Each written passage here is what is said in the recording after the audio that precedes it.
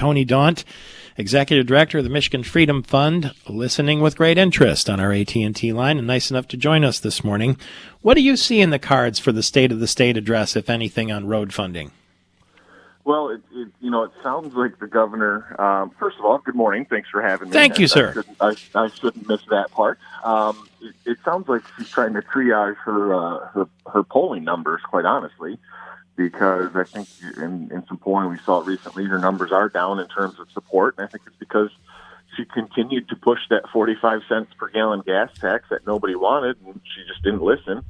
And now I think she's trying to throw out the idea of, as you said, or she said, this triage and maybe some smaller items. But I don't think that's going to work either, because the legislature, they put forward several plans. She rejected them.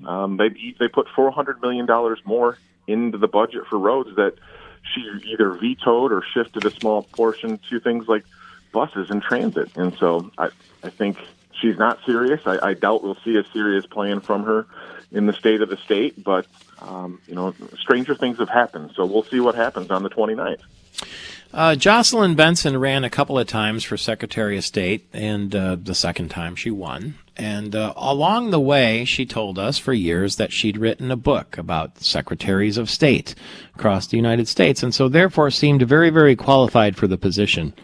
Was it true? Well, if you listen to her, sure. But if you look at the actions that she's undertaken since she's been in office, no. It's very clear not. And, our chairman had a nice piece in the Detroit News middle of last week, late last week, talking about this very issue and pointed out in particular this lawsuit in the city of Detroit against the clerk, Janice Winfrey, and the tens of thousands of additional registered voters than eligible adults living in the city, the 2,500 or so dead people that are still on the rolls, and Jocelyn Benson appointed this woman to her Election Security Advisory Commission. And the fact, Janice Winfrey's had a long history of not following the rules and not doing what she's supposed to, not following the law. Garland Gilchrist, the lieutenant governor, actually, got his kind of big first start in politics running against Janice Winfrey, almost beat her because of her, I think it's pretty safe to call it, if not corruption, rank incompetence. And Jocelyn Benson still decided to appoint this woman to an election security advisory commission. And Jocelyn Benson responded to it over the weekend in the Detroit News, and not even one time did she address that very issue. And so I think she's all talk and very little action. She did make the tour to go to every single one of the branches, but part of the reason she got elected is she said there would be a 30-minute guarantee. And Court sort of backpedaled on that now and says, well, if you have an appointment ahead of time, it's a 30-minute guarantee. Yeah, again, it's the number of things that she said during the campaign, both her first campaign in 10 and then the second one again in 18, talking about how she was, she wrote the book. She knows what to do. She's all about election integrity and security. She's gonna give you a 30-minute wait. And none of those things have happened. They've in fact gone backwards. You ask anybody who has had to go to the Secretary of State's office lately, it's ridiculous the amount of time you have to wait in line, the kind of confusion and chaos, and none of that was happening during Ruth Johnson's tenure. And it's unfortunate. She has backtracked. She said, 30-minute guarantee, and then she said, well, that's going to be done by what I meant was by 2022. And then she realized, well, that wasn't tenable because, voters aren't stupid. And so she came back and said, well, it's all set now. She had a big press conference. We're all good to go. You just got to make an appointment. Well, that doesn't necessarily work. That's not the guarantee she made. And I tried to make an appointment to get in there back when I needed to go in. And the first appointment that was available was like 8 days beyond when I needed it. And so it's disheartening, it's troubling, and it's very troubling considering we're coming up into an election where a lot of changes as a Proposal 3, and I think we've got absolutely the wrong person in there to administer that.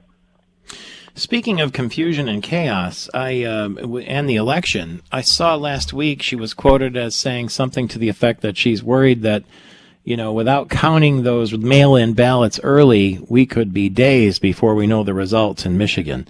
Is that a genuine concern? I don't think so. She again in the response that she had in the Detroit News, she made some sly jabs about people trying to hack into the minds of voters and undermine their confidence in the system. That's exactly what she's doing right there. She knows that Michigan law doesn't allow people clerks to open ballots before Election Day to count them, and there's a reason for that. It's to make sure that there are safeguards in place so that the ballots aren't open for extended periods of time for potential for fraud, which is really important in places like the city of Detroit, where you've got 34,000 people registered to vote who don't even live in the city.